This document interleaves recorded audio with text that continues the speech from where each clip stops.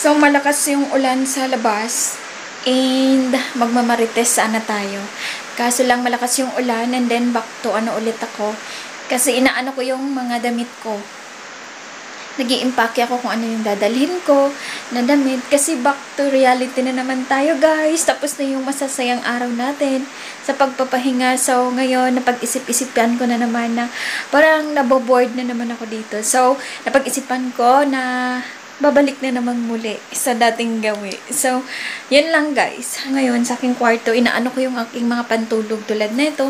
Sinusuot-suot ko kasi parang naano ako, ang dami ko kasing pantulog, oh. Dami-dami kong pantulog na damit. Yan.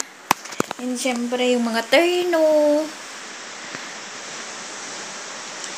Tsaka syempre, yung mga terno ko na damit. Ang dami ko ding terno na damit.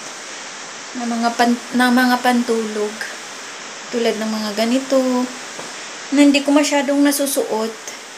Hindi ko siya kayang suotin lahat. Kasi sobrang dami. So, pinagpipilian ko kung ano yung dadalhin ko. So, ayan. So, as in, dami-dami kong pantulog. Kaya, iukay-ukay ko na to. Hindi, joke lang. So, dahil malakas yung ulan, dito ako ngayon, magpiprepare at ilalabas ko na yung mga gamit na dadalhin ko sa aking pag-alala. Ayan, nalulungkot man ako, pero kailangan.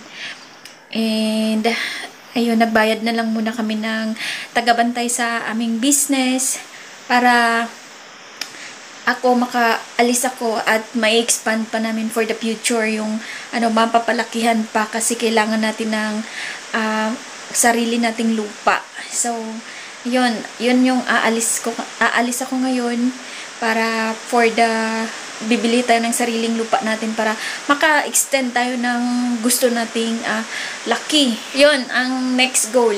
Kaya alis muna tayo ngayon. And kita-kits! Balik ulit ako sa pag-YouTube. Mag-active na naman ako sa YouTube kasi dito kasi gumagapang yung internet.